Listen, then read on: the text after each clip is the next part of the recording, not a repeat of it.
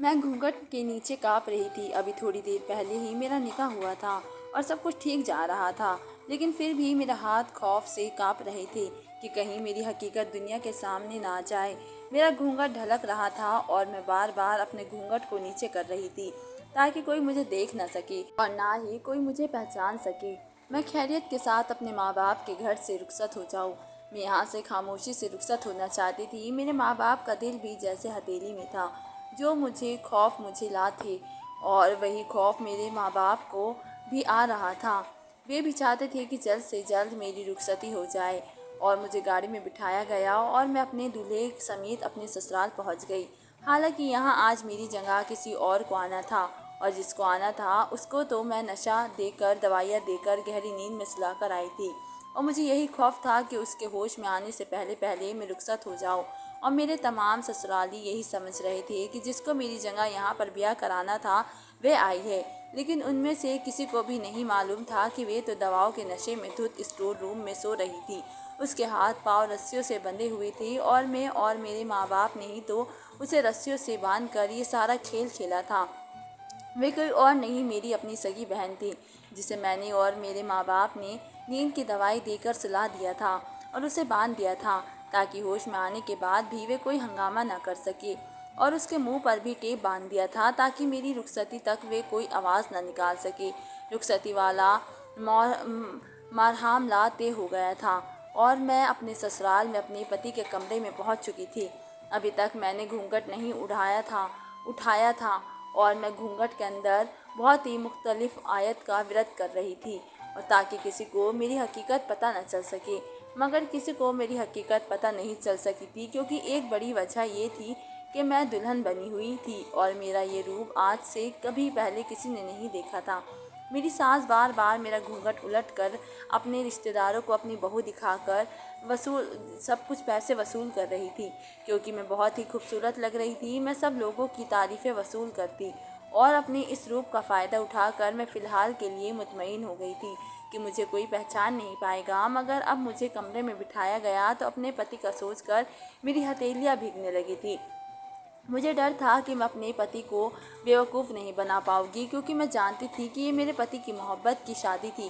वे मेरी बहन को बहुत ही पसंद करता था। ये रिश्ता भी उसकी कोशिशों से ही तय हुआ था। वैसे तो हम दोनों बहनों में इतनी मुशावत थी कि हमारे वालिद भी बाज़ औक़ात में हमें नहीं पहचान पाते थे और गलत नाम ले बैठते थे। हमारी आवाज़, शक्ल और जिस्मात के साथ साथ रंगत भी बिल्कुल एक दूसरे से बेहद मिली हुई थी। मगर मुझे खौफ था कि मेरा पति जिस कदर मेरी बहन की मोहब्बत में मुब्तला था वे मुझे पहचान न ले। और मेरा खौफ तब तक मज़ीद बढ़ गया जब कमरे में आकर सलाम करने के बाद मेरे पति ने मेरे सामने बैठकर मेरा घूंघट उठाया और गहरी नज़रों से मुझे देखने लगा। मेरे पति मेरे हाथ थाम कर मेरी तारीफ़ में ज़मीन आसमान की कलाप कर रहे थे। मैं घबराई हुई अपनी कपकपाहट में और काबू पाने की कोशिश कर रही थी। वे मुझे अपनी मोहब्बत और बेताबी से किस्से बताते हुए मेरे पति ने एकदम चौंक कर मुझे देखा। वे मुस्कुराकर बोले, मैंने इतनी मेहनत से तुम्हारी झिझक को अपने साथ ख़त्म किया था और अब तुम काफ़ी हद तक मेरे साथ बातचीत कर लेती थी। फिर आज रात क्या हो गया है? तुम इतना घबरा क्यों रही हो? मैं अपने पति की इस बात पर बौखला गई और उससे बोली कि मंगेतर के साथ फ़ोन पर दोस्ताना माहौल में बातचीत करने और शादी की रात अपने पति के सामने बैठकर बात करने में बहुत ही फ़र्क होता है। मेरी बात पर मेरे पति हंसने लगे, बोले कि तुमने ठीक कहा है। तुम जैसी शर्मीली लड़की मैंने अपनी ज़िंदगी में नहीं देखी और तुम्हारी यही बात मुझे सबसे ज़्यादा पसंद आई थी। वरना हुस्न तो मैंने बहुत देखा है, लेकिन हया सबसे अहम चीज़ होती है और तुम में हया बहुत ही ज़्यादा है। अपने पति की ये बात मेरा रंग फीका पड़ गया। ये सुनकर मुझे लगा जैसे उसने मुझे भिगोकर जूता मारा था। हालांकि मैं बखूबी जानती थी कि सिर्फ बारात के बाद बा, मेरे पति सिर्फ बराए बात कर रहे थे और ये तारीफ़ और रश्क सिर्फ मेरी बहन के लिए था। मगर फिर भी इन बातों ने मुझे शर्मिंदगी में डाल दिया था। मैं सर झुकाए खामोशी से बैठी हुई थी। मेरे पति को लगा कि मैं शर्मा रही हूँ। वे मेरी शर्मो हया और खूबसूरती की तारीफ़ करते करते मुझे बहुत ही मज़ीद खौफ से मुब्तला कर रहे थे। मैंने पहली ही रात जान लिया था कि मेरे पति मेरी बहन की मोहब्बत में इतने डूबे हुए थे कि उन्होंने मेरी कोई खामी या कोई भी तब्दील महसूस नहीं की थी। वे इसी खुशी में मुब्तला थे कि उन्होंने अपनी मोहब्बत को पा लिया था। वे मुझसे बोले, मुझे अभी तक ये सब ख्वाब सा लग रहा है कि मैंने तुम्हें पा लिया है। मैंने इस दुनिया का बहुत ही बेसब्र से इंतज़ार किया था और हर बार मुझे वहम सताते थे कि कहीं कुछ ऐसा ना हो जाए कि मैं तुम्हें खो दूँ। लेकिन आज सब मेरे वहम ख़त्म हो गए हैं। मेरे पति की बातें मुझे घबराहट में मुब्तला कर रही थी। जितनी शिद्दत भरी मोहब्बत और एहसास मेरे पति ने अपनी मोहब्बत के लिए ज़ाहिर की थी, वे मुझे मुतमईन करने के बजाय सूली पर लटका गई थी। मैंने समझ लिया था कि इस घर में मुझे बहुत ही संभल कर रहना है। अभी तो मैंने अमली ज़िंदगी में कदम ही नहीं रखा था। पति की तरफ से तो मैं बहुत ही तहफ़्फ़ुज़ अता का शिकार हो चुकी थी, मगर अभी ससुराल वालों से मेरा खौफ बाकी था, क्योंकि मैं नहीं जानती थी कि मुझे सादगी में और आम जिंदगी में देखकर वे सब कैसा रद्द अमल जाहिर करने वाले थे। मेरे पति ने मुझे एक सोने का लॉकेट तोहफे में दिया। वह लॉकेट बहुत ही खूबसूरत था। उसे देखकर मेरी आंखें चमक उठी थी। मेरे पति मुतमईन हो गए थे कि मुझे तोहफा पसंद आया है। वे बोले कि मैं इससे भी ज़्यादा कीमती तोहफा देना चाहता था, मगर मुझे तुम्हारी सादगी ने रोक लिया। मैंने जब तुम्हें मंगनी का महंगा तोहफा दिया था तो तुम मुझसे नाराज़ होने लगी थी कि मैं तुम्हें दुनिया परस्त समझता हूँ, इसलिए इतना पैसा ज़ाया कर रहा हूँ। अपने पति की बात पर मैं गड़बड़ा गई थी अपनी पति की बात पर मैं हड़बड़ा गई थी, क्योंकि मुझे वे कीमती लॉकेट बहुत ही खुश कर गया था। मेरे पति तो माजी में खोए हुए थे, बोल रहे थे कि तुम्हें ना जाने क्यों मेरी मोहब्बत पर यकीन नहीं आता, मगर अब तुम मेरे पास आ गई हो तो मैं तुम्हें अपनी मोहब्बत का यकीन दिलाऊंगा। तुम्हें बताऊंगा कि मैं तुम्हें लालची बिल्कुल नहीं समझता, बल्कि ये मेरी मोहब्बत है कि मैं दुनिया की हर खुशी, हर कीमती चीज़ तुम्हारे कदमों में ढेर कर देना चाहता हूँ। मैं इस पंची राय और मोहब्बत पर मुस्कुराने लगी। मेरे खौफ पर इत्मीनान हावी होने लगा कि मैं अगर अपने पति के सामने संभल कर रहती तो फिर मुझे इस घर में कोई नहीं निकालने वाला था। शादी के पहले ही रोज़ मेरे पति ने मेरी बहुत ही मदद की। मुझे अपने घर का रहन सहन, सबके मिजाज समझाते हुए मेरे पति ने मेरा साथ रहे। लेकिन वे बहुत ही बार पहले ये बात भी जाहिर कर चुके थे कि ये सब बातें वे पहले ही अपनी मंगेतर को बता चुके थे, मगर भला हो उनकी खुशी का कि वह हर पुरानी बातें दोहराते हुए मेरे लिए आसानी पैदा करने लगे। मेरे पति मुझे अपना माँ और बहनों के दरमियान बिठाकर खुद खानदान के मर्दों से मिलने चले गए। पहला दिन तो मेहमानों के साथ ही गुजरा और मुझ पर खास तवज्जो के बावजूद भी किसी के पास इतना वक्त नहीं था कि मेरी तब्दीलियाँ को महसूस किया जाता। मैं सबके दरमियान महारानी बनी बैठी थी और मुझे बिल्कुल भी एहसास नहीं हुआ कि मैं अपनी सगी बहन की किस्मत जी रही हूँ। इन मोहब्बतों पर, इन तवज्जो पर उसका हक था, मगर मेरी मजबूरी ने मुझे यहाँ पर ढकेल दिया था। इसलिए मैंने खुद को कसूरवार ठहराने के बजाय उन मोहब्बतों को दिल में वसूल किया था। वलीमे पर मैं ससुराल रिश्तेदारों और मेहमानों से मिलते हुए भी बेचैनी से अपने माँ बाप का इंतज़ार करने लगी। मेरा इंतज़ार बढ़ता जा रहा था, मगर मेरे माँ बाप अपने आने का नाम नहीं ले रहे थे। मेरी परेशानी देखकर मेरे पति मेरे पास आए, मोहब्बत से मुझे तसल्ली देने लगे कि फ़िक्र मत करो, यकीनन आंटी और अंकल ट्रैफिक में फंस गए होंगे। उनके चेहरे पर बड़ी मुश्किल मुस्कुराहट सजाई, वरना मैं जानती थी कि इस देरी की वजह क्या थी। मेरे वालिद शायद घर से ही नहीं निकल पा रहे थे। मुझे शक था कि वे अभी तक उसी मसले में उलझे हुए हैं जिसके बायस मेरी शादी हुई थी, और आज मैं वलीमे की दुल्हन बनी सर उठाकर इज्जत से बैठी थी। अगर मेरे वालिद मेरी ना करते तो शायद आज मैं अंधेरे से सर झुकाए बैठी होती और सारी ज़िंदगी लोगों से मुँह छिपाती फिर रही होती। मेरा दिल अपने वालिद की मोहब्बत से और भी भरने लगा था। उसी वक्त मेरे वालिद मुझे आते हुए नज़र आए तो मैं खुश हो गई। मेरे वालिद तो मुझसे मिलकर मेरे शौहर के पास चले गए, जबकि मेरी वालिदा मेरे साथ बैठ गई। मैंने गौर किया कि मेरी वालिदा बहुत ही हवास बगास सी लग रही थी और मुश्किल से सब लोगों के सामने अपने ना भरम रखने के लिए वो लबों पर मुस्कुराहट सजाए बैठी थी। मैं परेशान होने लगी, बेसब्री से अपनी वालिदा के करीब होकर उनको मुखातिब करते हुए बोली, क्या आप परेशान क्यों लग रही है? क्या उसने कोई मसला खड़ा कर दिया है? मेरे सवाल पर मेरी वालिदा ने इस बात में सर हिलाया, आहिस्ता के बोली कि अभी तो उसे सही से होश ही नहीं आया। वे नशा देने के बाद जितनी देर स्टोर में बंद रही, उसी की वजह से उसकी तबीयत बुरी तरह से ख़राब हो गई। हम आज उसी की वजह से लेट हो गए। गलती से मैंने दवा कुछ ज़्यादा ही मिला दी थी, इसलिए उसे होश नहीं आ रहा था। वालिदा की बात पर मैं परेशान हो गई। मैंने घबराकर पूछा कि अब वह कैसी है? अगर उसे कुछ हो गया तो हमारा खेल सबके सामने खुल जाता और मेरा बना बनाया घर ख़राब हो जाता। मगर मेरी वालिदा ने मुझे इत्मीनान दिलाया, बोली कि फ़िक्र मत करो, शुक्र है हमने डॉक्टर ने भी यही कहा कि अगर हम थोड़ी देर करते तो शायद वे जान से हाथ धो बैठती।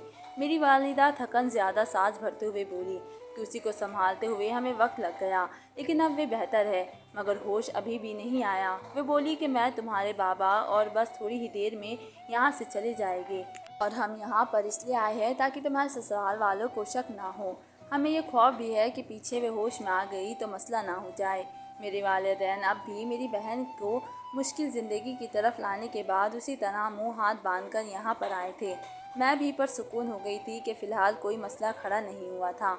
मेरी वालिदा ने मुझे मेरे पति के बारे में पूछा तो मैंने उन्हें इत्मीनान दिलाया कि उन्हें कोई शक नहीं हुआ। वे अब भी इसी खुशी में हैं मुब्तला थे कि वे अपनी मोहब्बत को पा चुके हैं। मैं सोच चुकी थी कि मैं अपने पति को अपनी फर्माबरदारी और तवज्जो का इतना आदी करूँगी कि कल को अगर मेरे पति के सामने कभी सच खुल भी जाए तो वे तब भी मुझ पर यकीन करे और मुझे ही सच्चा समझे। मेरे माँ बाप तो कुछ देर बाद स्वभाव से मज़ाक करते वापस लौट गए। जाते जाते रस्मन मुझे और मेरे पति को अगले रोज़ अपने घर आने की दावत दी, मगर मैंने सलीक से इनकार कर दिया और शर्माने की अदाकारी करते हुए कहने लगी कि पहले हमें हनीमून पर जाना चाहिए, उनके घर तो हम इसके बाद भी जा सकते हैं। मेरी बात को और मेरी ख्वाहिश को समझते हुए मेरे पति ने खुशगवारी से मुझे देखा, फ़ौरन मेरी हाँ में हाँ मिलाते मज़ाक करने लगे और मैंने शुक्र का सांस भरा कि वह शख्स कुछ ज़्यादा ही दीवाना था जिसका मुझे फ़ायदा हो रहा था। वलीमे के बाद मेरी ही ख्वाहिश पर मेरे पति ने शुमाली इलाका जाने का इरादा बनाया था। यूँ हम अगले ही रोज़ हनीमून पर रवाना हो गए। अपने पति की मोहब्बत भरी संगत में मैं सब खौफ भुला गई। मेरा अपनी वालिदा से फ़ोन पर मुसलसल राबता रहा जिसमें मेरी वालिदा मुझे मेरी जुड़वा बहन के बारे में इत्तला देती रहती थी। मेरे लिए तसल्ली की बात ये थी कि मेरी बहन अब भी ठीक नहीं हो रही थी और उसका दिमाग गुंदगी में डूबा रहता था। मेरी वालिदा ने मुझे दबे दबे अल्फाज में समझा दिया था कि उसके ठीक होने से पहले पहले अपने कदम मजबूत कर लो। मैंने उन्हें इत्मीनान दिलाया। मैं जानती थी कि जल्द ही मेरे पति बिल्कुल मेरे बस में आ जाएंगे, क्योंकि मैं चंद दिनों के बाद उन्हें बाप बनने की खुशखबरी सुना देना चाहती थी। किसी भी मर्द की कमज़ोरी उसकी औलाद होती है और मैं भी उस कमज़ोरी का सहारा लेना चाहती थी। मैं बहुत ही मजबूरी की वजह से रुखसत होकर यहाँ पर आई थी, मगर अब इतनी मोहब्बतें पाकर मेरा दिल चाहने लगा था मैं अब इस रिश्ते को हक से जीऊँ। सच तो ये था कि मेरा अपने पति पर मेरा पूरा हक ही था, क्योंकि मैं उनकी बीवी बन चुकी थी। हम चंद दिन एक साथ रहे। इस अरसे में मैंने पहली बार अपने पति के मिजाज को करीब से जाना था। उन्होंने मेरा हर खौफ दूर किया था। उन्होंने चंद दिनों से मुझे इतनी मोहब्बत दी कि मैं अपनी हकीकत भुलाए गुरूर में मुब्तला होने लगी। चंद दिन मेरे सुकून से गुजर गए। मेरा दिल चाहने लगा कि काश मैं और मेरे पति सबसे अलग रहे तो मुझे कभी किसी परेशानी का सामना ना हो, मगर हमें तो जाना ही था। मेरा भी ख्वाब जैसे वक्त से पहले ही एक तक पहुंचा। हम वापस पहुंचे तो मैंने सास नंदों को तोहफे देकर खुश करने की कोशिश की, तो मेरी नंदों ने अपने तोहफों में अपनी नापसंद चीज़ें देखकर हैरत से मुझे देखा और बोली कि भाभी आप तो हमारी पसंद बहुत ही अच्छे से जानती थी, फिर आप ये सब कैसे लाई। मैं पहले तो इस बात में हड़बड़ा गई थी, क्योंकि शॉपिंग के वक्त मेरे पति ने ये बोलकर खुद को अलग कर लिया था कि तुम तो जानती हो मुझे औरतों की शॉपिंग करने का तजुर्बा नहीं है, न दिलचस्पी है। मैं चलब ज़ुबान लड़की थी, इसलिए मैंने अपना गिफ्ट के मुजाहिब करते हुए अपनी नंदों को समझाया कि मैं जानती हूँ ये लिबास और ये रंग आपके नापसंद है, मगर मैं ये इसलिए लाई हूँ ताकि आप एक नई चीज़ आजमाएं, क्या खबर ये आपको जच जाए। मेरी बात उनको पसंद आई, वे दोनों खुश हो गई। तब मुझे अंदाज़ा हुआ कि मेरी नंदें बहुत ही ज़्यादा लड़कियाँ थी, बहुत ही सीधी थी, जिनको खुश करना बहुत ही आसान काम था। मेरी सास और नंदी मुझसे बातें कर रही थी और बहुत सी ऐसी बातें जिनमें मैं ना वाकिफ़ थी, क्योंकि उन लोगों ने मेरा नहीं बल्कि मेरी जुड़वा बहन का रिश्ता हुआ था और फिर मेरी मंगनी भी चंद महीने बाद ही हुई थी। वे लोग मेरी बहन के बहुत ही दीवाने थे। अक्सर मिलना जुलना तोहफे देना लगा रहता था। वे लोग उससे अक्सर मिलते रहते थे और अभी भी उनकी बातों में ज़्यादातर पुरानी बातों का हवाला शामिल था। मैं बड़ी मुश्किल से उनकी बातों को समझ पा रही थी। मेरे हाँ हूँ में दिए जाने वाले जवाब कई ऐसा क्या हो गया कि तुम्हें हमारा माहौल पसंद नहीं आया या हमसे उकता नहीं लगी और तुम गुमसुम और कम लगने लगी हो। अपनी सास की बात पर मैं बुरी तरह से घबरा गई। मुझे लगा जैसे वे मुझे पकड़ चुकी है, शायद वे जान गई है कि उनकी बहू बदल चुकी है। मैंने डरते हुए अपनी सास को देखा जो खोजती नज़रों से मुझे ही देख रही थी। मैंने घबरा कर कहा कि मैं शादी की वजह से थकन का शिकार हूँ। पहले पहले तो शादी की थकन और फिर उस पर हनीमून पर गुजरे चंद दिन और लंबा सफ़र, तो हकीकत मुझे थकन बहुत ही बुरी हो रही थी। मैंने सास से झूठ बोल दिया कि मुझ में एक खामी है, मैं बातें ज़्यादा वक्त याद नहीं रख पाती। इसलिए जब आप लोग यूँ पुरानी बातों को छेड़ते हैं तो मैं बहुत सी बातें को याद करने में वक्त लगा देती हूँ। मेरे इस बहाने पर मेरी सास ने हैरत से मुझे देखा था। मुझे डर था कि मेरी सास मेरे बहाने को कबूल नहीं करेगी, लेकिन और ज़रूर मुझ पर शक करेगी। मगर मेरी किस्मत ने यहाँ मेरा साथ दिया और मेरी सास मेरी बात को कबूल कर गई। वे मुस्कुराकर बोली कि तुम आराम करो, अपनी थकान उतारो, अब कोई तुम्हें तंग नहीं करेगा। मेरी सास ने मेरी नंदों को भी समझा दिया कि तुम्हारी भाभी थकन का शिकार है, उसका ख्याल रखा करो। मुझे उन लोगों की मोहब्बत पर रश का आ रहा था और अंदर ही कहीं भी अफसुदा भी हो गई थी, क्योंकि वे लोग बेखबर थे। मगर मैं जानती थी कि जिस पर वे लोग मोहब्बत लुटा रहे थे वह उनकी हकीकत बहू नहीं थी। मुझे अपनी बहन पर हैरत हो रही थी। मेरी बहन हमेशा से बहुत ही दब्बू और अलग थलग रहने वाली लड़की थी। वे बहुत ही कम ही लोगों से मिलती जुलती थी, मगर अपने ससुराल वालों की उसके लिए दीवानगी देखकर मुझे हैरत हुई थी कि कैसे उसने पूरे घराने को काबू में कर रखा था कि मेरा हर सच झूठ आँख बंद करके मान दिया गया जाता था। मैं अपने पति के साथ अपने घर गई तो मेरे माँ बाप बौखला गए। मेरी माँ ने बताया कि मेरी बहन काफ़ी हद तक संभल गई है, इसलिए उन्हें डर था कि कहीं मेरे पति को खबर ना हो जाए। मैंने कोशिश की थी कि मेरे पति जल्दी रवाना हो जाए। मैं इतनी तो जान चुकी थी कि मेरे पति मुझे वहाँ रुकने की इजाज़त नहीं देंगे और मेरी तकव्वुल मुताबिक रात को खाना खाते ही मेरे पति वापस के लिए उठ गए थे और मुझे भी चलने को कहने लगे थे। मैं जल्दी से चादर ओढ़ती उनके साथ खड़ी हो गई। मेरे पति इस बात से बहुत ही खुश हुए। वापसी पर घर आते हुए मुझसे बोले कि मुझे लगता है कि मैं तुम्हारे दिल में अपनी जगह बनाने में कामयाब हुआ हूँ। आज तुमने अपने वालिदैन के पास रहने की ज़िद करने की बजाय जैसे मेरे साथ वापस आने की तरजीह दी है, ये बात मुझे बहुत ही अच्छी लगी है। वे मुझ पर दीवाना वार मोहब्बत निछावर करने लगे और मुझसे हर बार की तरह वादा करने लगे कि वे मुझसे हमेशा मोहब्बत करेंगे, कभी मुझे उदास नहीं होने देंगे। उसकी बेताबिया और तवज्जो पर मैं नाज़ा होने लगी और मुझे पकड़े जाने के खौफ से ज़्यादा ये डर रहने लगा कि कहीं किसी रोज़ सच पता चलने पर मेरे पति मुझे छोड़ ना दे। मेरे पति ने एक रोज़ मुझसे फरमाइश की कि मैं उनके लिए कुछ बनाऊं। वे मेरे हाथ का जायका खाना चाहते थे। मैंने डरते डरते पूछा कि अगर मुझे कुछ बनाना ना आता हो तो आप क्या करेंगे। दरअसल मेरी बहन की कुकिंग बहुत ही अच्छी थी। वे खाना बनाने की शौकीन थी, जबकि मैं खाना अच्छा नहीं बना सकती थी। मुझे लगा था कि आज मेरी हकीकत सब पर पूरी होने वाली है। मेरी मोहलत ख़त्म होने को थी और मैं जल्द बेनकाब हो जाती, मगर मेरे पति के जुमले ने तो मेरी सांस बहाल कर दी थी। वे बोले कि तुम्हें सब बनाना आता है और तुमने वादा किया था कि मैं तुम्हारे लिए अपने हाथ से कुछ मीठा बनाकर खिलाऊंगी। तुम जैसा भी बनाओगी मैं शौक़ से खाऊंगा। मैं ये सुनकर खुश हो गई। मेरे ससुराल वाले सब खुले दिल के मुझे किचन में अपनी मर्ज़ी से कुछ भी बनाने को बोलने लगे। मैं किचन में जाकर अपनी माँ को फ़ोन मिलाकर खीर बनाने का तरीका पूछा और बहुत ही मेहनत से खीर बनाई। बहुत कोशिश के बावजूद मुझे मीठा बहुत ही ज़्यादा हो गया। मेरे ससुराल वालों ने मुझे नरमी से ये गलती बता दी, मगर मेरे पति ने बहुत ही शौक़ से खीर खाई और तोहफे में मुझे सोने के कंगन पहनाए। मैं हवाओं में उड़ने लगी, किसी दूसरे की मोहब्बत पर हक जताती मैं अपनी ज़िंदगी जी रही थी। मेरे अंदर का खौफ ख़त्म हो गया था और मेरे अंदर जो थोड़ी बहुत शर्मिंदगी थी वे भी ख़त्म हो गई थी। मैंने उस रोज़ अमली ज़िंदगी को बाकायदा कदम रखा था। मैं घर के कामों में कभी दिलचस्पी नहीं ली थी, मगर अब अपने पति के लिए मैं घर के काम करने लगी। मैं अपने पति के नरम मिजाज को जान पाई। मुझे हैरत होती थी कि कोई मर्द इतना नरम मिजाज और ख्याल रखने वाला कैसे हो सकता था। मेरे पति को मेरी कोई भी बात बुरी नहीं लगती थी। वे हर मुमकिन कोशिश करते थे कि मेरी हर खुशी और ख्वाहिश को पूरा करें। मैं बहुत ही मर्तबा घर के कामों में लगी रहती थी और गलती कर बैठती थी, मगर मेरे पति गुस्सा करने के बजाय बर्दाश्त कर जाते, बल्कि सारी गलतियों पर या काम ख़राब कर देने पर जब मैं खौफ का शिकार हो जाती कि शायद अब मेरे पति गुस्सा करेंगे, मेरे पति उल्टा मुझे ही तसल्ली देते और नॉर्मल करने की कोशिश करते। दरअसल बात मेरे पति को जिससे मोहब्बत थी वे मेरी जुड़वा बहन थी। फितरत बहुत ही सुलझी हुई थी और सलीका सुहार लड़की थी। उसमें सुगड़ा हुआ कुछ भी भरा हुआ नहीं था, जबकि मैं घरदारी के मामलात में हमेशा लापरवाह ही थी और जिसकी वजह से अपने ससुराल में मुझे अक्सर घबराहट का सामना होता था। लेकिन मेरे पति ने ज़िंदगी के हर मोड़ पर मेरा साथ दिया। मेरी ज़िंदगी बहुत ही खुशगवार गुजर रही थी, मगर अब एक रोज़ मेरी माँ ने फ़ोन करके मेरे होश उड़ा दिए।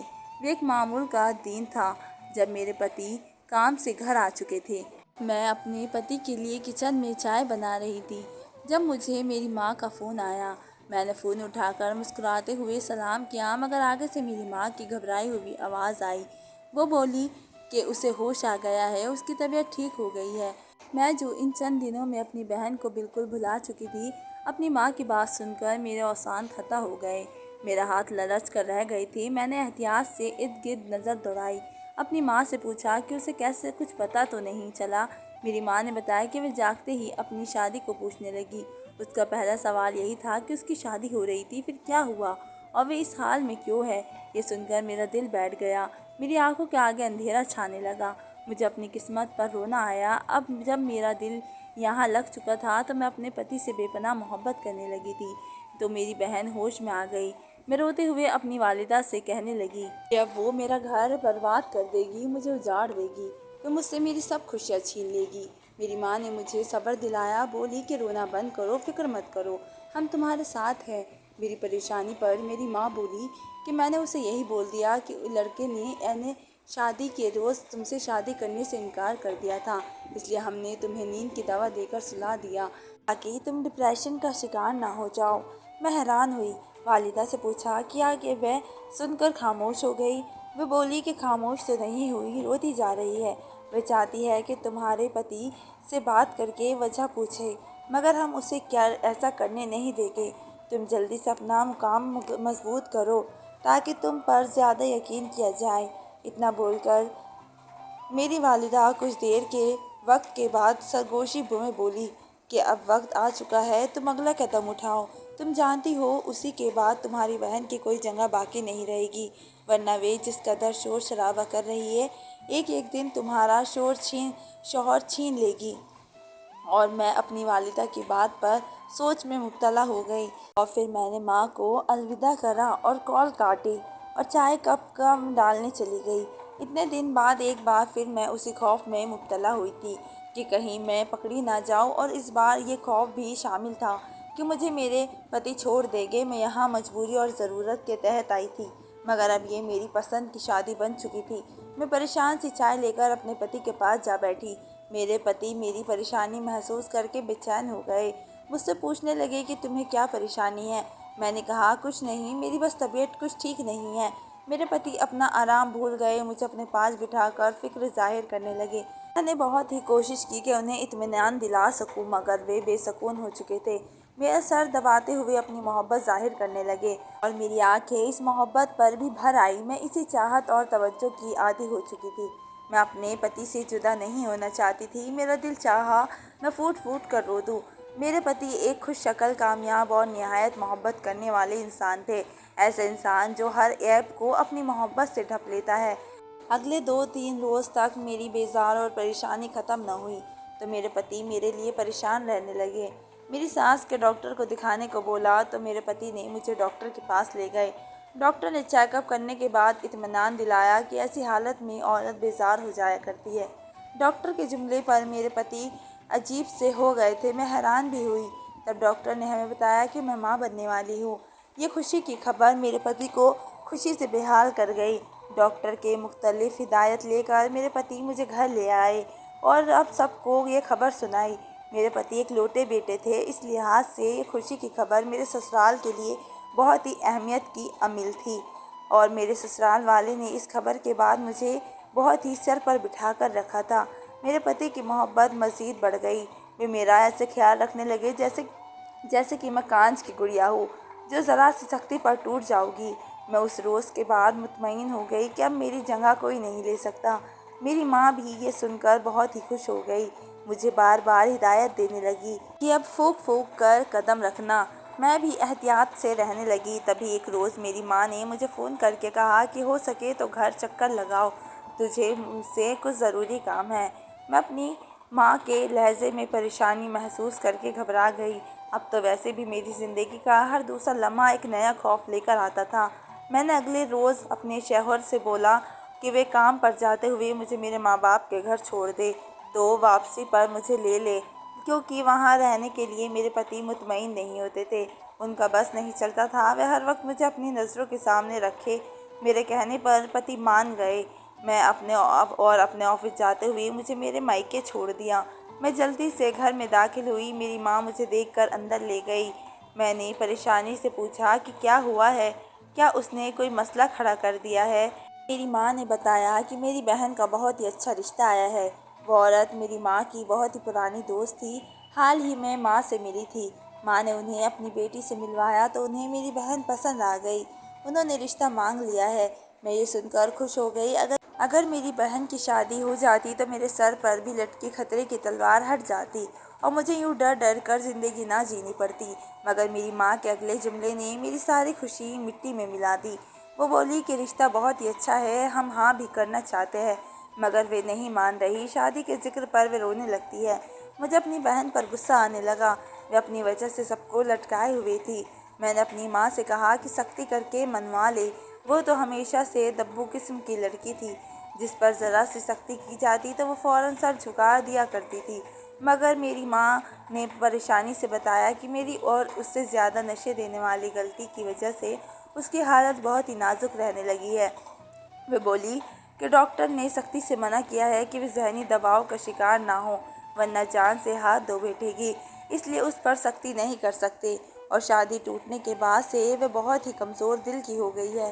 हर वक्त रोती रहती है। मैं अपनी माँ की बातें सुनकर बेजार सी हो गई थी। सर पकड़ कर बैठ गई। ऐसा लगता था कि उसके मरने से पहले मुझे कभी सुकून नहीं मिलने वाला। मेरी माँ मेरे लिए खाना बनाने चली गई। मैं दबे पाँव अपनी बहन के कमरे में छुप गई और जाकर छुपके उसे देखा तो मेरी आंखें फटी की फटी रह गई। वे बेहद कमज़ोर हो रही थी। उसकी वीरान आंखें छत पर जमी हुई थी। उसके लब बिल्कुल खुशक हो रहे थे। उसे देखकर मुझे खौफ आने लगा। मुझे लगा वे मरने ही वाली है। मैं खौफ ज़्यादा से कमरे से निकल आई। मेरा दिल बेचैन होने लगा। मैं घबरा कर अपनी माँ से उसके बारे में बात की तो वे रोने लगी और बोली कि इसलिए मैं चाहती हूँ कि उसकी जल्दी से शादी हो जाए, ताकि घबरा कर मैं वह सब कुछ भूल जाए और ठीक हो जाए। वे बोली कि मैंने इसी मकसद से तुम्हें बुलाया है। मैं अपनी माँ की बात पर चौंक गई। वे बोली कि मैं उससे पहले ही बता चुकी हूँ कि तुम्हारी शादी है न हमने बहुत ही खामोशी से कर चुके हैं। अब तुम उसके सामने जाओ, उसे अपनी शादी के बारे में बताओ कि तुम दोनों कितने ऐश कर रहे हो और हमेशा से एक दूसरे की ज़िद में वही काम करने की कोशिश किया करती थी। अभी भी वे यकीनन तुम्हें देखकर शादी करने की ही सोचेगी। अपनी वालिदा की बात सुनकर मैं फ़ौरन से अपने पति की दी हुई महंगी ज्वेलरी ज़ब्तन की और अपने चेहरे पर हल्का फुल्का मेकअप किया। मैं अपनी बहन के सामने गई तो वे मुझे देखकर चौंक गई। मैं उससे मिलकर बहाने से अपनी खुशगवार ज़िंदगी के बारे में बताने लगी। हम दोनों बहनें बहुत ही खूबसूरत थीं और अब तो मैं अपने पति से इतनी मोहब्बत कर चुकी थी कि ज़्यादा निखर गई थी। उस पर मेरा महंगा लिबास, सोने के ज़ेवरात ने मेरी दिलकशी में इजाफ़ा कर दिया था। मगर मुझे तब हैरत हुई जब मुझे झटका लगा, जब मेरी बहन ने उकता कर रुख फेर लिया। वे बोली, तुम इसलिए खुश हो क्योंकि तुम्हारी मोहब्बत की शादी है। ये सोना ज़ेवर तब भला लगता है जब दिल राज़ी हो। उसने रद्दी भर भी मेरी बात नहीं मानी और उससे कोई फ़र्क ही नहीं पड़ता था। मैं चाहे जिस हाल में भी रहती, वे ज़िंदगी से उकता हुई लग रही थी। मैं हार मान गई, सर से पैर तक गिर गई। मैंने बहाना कर दिया कि मेरी तबीयत ठीक नहीं है और इसलिए मुझे खुली फ़िज़ा में सांस लेना है। मेरे पति मेरी बात पर फ़ौरन मुझे लेकर घर से निकल आए। यूं ही मैंने हर बार की तरह इस बार भी अपने पति को घर में घुसने से रोक दिया। उस रोज़ के बाद से मैंने अपने मायके जाने से परहेज़ किया। मेरी माँ मुझसे मिलने आ जाती थी। मेरे पापा भी परेशान रहने लगे थे, क्योंकि मेरी बहन के बहुत ही रिश्ते आ रहे थे, मगर वे सब रिश्ते ठुकराए जा रही थी और बिल्कुल ज़िंदगी से बेजार होती जा रही थी। माँ उसे देख देख कर डरने लगी थी कि वो किसी रोज़ अपने हाथ से अपनी जान न ले बैठे। वे पहले बहुत ही हंसमुख और ज़िंदगी से भरपूर लड़की हुआ करती थी। कभी कुछ बातें बच्चों की तरह जिद करके मनवा लिया करती थी, मगर अब तो वे बिल्कुल चुप चुप सी हो गई थी। यहाँ मैं भी हर वक्त परेशानी की वजह से तबीयत खराब करवा कर अस्पताल में जा पहुँचती थी। मेरे पति मुझे खुश रखने की कोशिश करके हलकान हो चुके थे, मगर मेरे अंदर ये खौफ जड़ पकड़ चुका था कि किसी रोज़ अचानक मेरी बहन मेरे पति के सामने आ जाएगी और उसे सब कुछ बता देगी। ये खौफ मुझे कहीं चैन नहीं लेने देता था। इसी परेशानी और खौफ से मैं मज़ीद कुछ महीने गुजर गए और मैं एक रोज़ तबीयत बिगड़ जाने पर अस्पताल पहुंच गई। 7वें महीने में ही मेरा बेटा पैदा हुआ। मैं अस्पताल में दाखिल थी और मेरा बेटा घर में मेरी सास के पास था। पूरा घराना उस बच्चे को पाकर बहुत ही खुश था। मैं अपने घर वालों को इत्तला नहीं दे पाई थी क्योंकि मुझे डर था कि मेरी बहन भी मेरा बेटा देखने आ जाएगी। मैं जितने रोज़ अस्पताल में रही मेरे पति मेरे पास रहे दिन रात। मुझे तीसरे रोज़ मैं अपने पति के साथ अस्पताल से वापस जा रही थी कि जब गाड़ी की तरफ बढ़ते हुए अचानक हमने सामने देखा तो मेरी बहन सियाह शाल ओढ़े अस्पताल में दाखिल हो रही थी। मेरे पति सख्त-ज़दा उसे देख रहे थे। मेरी बहन ने वही शॉल पहन रखी थी जो मेरे पति ने बहुत शौक से ऑर्डर पर मेरी बहन के लिए बनवाई थी और मंगनी के बाद तोहफे में दी थी। वह उस शॉल में ओढ़ कर जाती थी। मेरी बहन को देखकर वह हैरत ज़्यादा रह गए, जबकि मेरे तो पैरों तले से ज़मीन खिसक गई थी। मेरे सामने ही मेरे पति भागते हुए मेरी बहन के पास पहुंचे। उसका बाजू पकड़कर उसे रोकते हुए हैरत से उसे देखने लगे। वे इस बात पर उलझ गए थे कि मेरी बीवी और मेरी मोहब्बत एक ही शक्ल के हैं, मगर दो अलग अलग लड़कियां थीं। मैं कुछ फासले पर सड़क पर खड़ी थी। मेरी बहन ने एक झटके से अपना बाजू मेरे पति से छुड़वाया और सख्ती से बोली, क्या आपने किस हक से मुझे हाथ लगाया है? क्या भूल गए हैं कि मुझसे मंगनी करके शादी का रोज़ दावत देकर चले गए थे? तुम जैसे बेवफा मर्द होते हैं जो हम जैसी लड़कियों को सुनहरे ख्वाब दिखाकर फिर उनकी ज़िंदगी से हर रंग नोच कर उन्हें मरने के लिए अकेला छोड़ देते हैं। मेरी बहन के अल्फाज की सच्चाई उसके वजूद पर बिल्कुल वॉच थी। वे इस चंद महीने में ज़िंदगी से महरूम लड़की लगने लगी थी। मेरे पति ने उसके अल्फाज पर पलट कर बेयकीनी से मुझे देखा तो मैं नजरें झुका गई। वे बोले कि मैंने कब बेवफाई की? मैं तो तुम्हें पाने के लिए आखिरी लम्हे तक बेचैन था। तुम्हारे घर बारात लाया, तुम्हें ब्याह कर भी ले गया। अगर ये तुम हो तो वे लड़की कौन है जिसे तुम्हारे वालिदैन ने तुम्हारी जगह मेरे हवाले किया था? मेरे पति ने मुझे देखते हुए सवाल किया तो मेरा दिल चाहा मैं वहाँ से भाग जाऊँ, उन दोनों की नज़रों से मैं ओझल हो जाऊँ। मेरी बहन ने भी मेरे पति के सवाल पर पहली बार मुझे देखा और सदमे से सकान रह गई। उसकी आंखें भीगने लगी। वे सिसक कर बोली, तुम कैसे मर्द हो जिसने जिद करके मुझसे मंगनी की और शादी मेरी बहन से कर ली? वे मुझे देखकर गमज़दा सी बोली, क्या तुम्हारी इज्जत से खेलने वाला तुम्हारा महबूब यही शख्स था? इसलिए तो इसने तुम्हें अपना लिया, मगर मेरा क्या कसूर था? मुझे क्यों इस्तेमाल किया गया? मेरे जज्बात से क्यों खेला गया? मेरी बहन फूट फूट कर रोने लगी। सदमे से उसकी हालत बहुत ही ख़राब होने लगी। मेरे पति इससे पहले से कुछ समझते या मुझसे सवाल करते, मेरी बहन सामने बेजान सी ज़मीन पर ढेर हो गई। मेरे पति पागलों की तरह उसे पुकारते, झुककर उसे अपने बाजुओं में उठाने लगे। यह मंजर मेरी आंखों में मिर्चें भर गया। मैं वहाँ खड़ी रह गई और मेरे पति मेरी बहन को लेकर अस्पताल के अंदर भाग गए। वे समझ चुके थे कि उनकी मोहब्बत में नहीं बल्कि वो लड़की थी जो मौत के मुंह में थी। जो गलतफहमी मेरे माँ बाप ने और मैंने फैलाई थी वो जल्द दूर हो जाती। मैं अपना अंजाम जान गई थी। मैं तेज़ी से अस्पताल से निकली, रिक्शा लेकर घर पहुंची। मेरी हालत बहुत ही बुरी तरह से ख़राब हो रही थी। मेरी माँ मुझे देखकर घबरा गई। मैंने चीखते हुए अपनी माँ से अपनी बहन के बारे में पूछा तो वे बोली कि वे बहुत ही बीमार रहने लगी है। आज भी मेरे कहने पर अपने इलाज के लिए अस्पताल गई है। मैं ये सुनकर रोने लगी। हमने जितना भी खेल खेला मगर उसे अल्लाह ने मेरे पति के सामने ला खड़ा किया। मैंने रोते हुए अपनी माँ को सब बता दिया। वे सब कुछ सुनकर मुझे कोसने लगी और बोली कि तुम जैसी बदकिरदार बेटी के लिए हमने अपनी मासूम बेटी को इतनी अजियत दी और तुम्हें उसकी जगह भेजा, मगर देखो किस्मत ने फिर तुम्हें हमारे सर मूंद दिया। मैं बेयकीनी से अपनी माँ को देखने लगी जो एक अरसे बाद फिर से मुझे ही लानत कर रही थी। मैं नादान हो गई थी और मेरी जुड़वा बहनें दो अलग शख्सियत की मालकिन थी। मैं जितनी तेज़ारार और बेबाक थी वह उतनी ही सीधी और मासूम सी थी। मेरी दोस्ती एक लड़के से हुई थी जो मेरे हुस्न का दीवाना था। हमारी दोस्ती को कुछ अरसा गुजरा तो उस लड़के की ज़िद पर मैं उससे मिलने उसके फ्लैट पर चली गई, मगर वहाँ उस लड़के ने मेरे साथ ज़बरदस्ती करके मेरी इज्जत लूट ली। मैं लूटी फूटी घर पहुँची तो पता चला कि मेरी बहन का उसी रोज़ बहुत ही अच्छा रिश्ता आया है।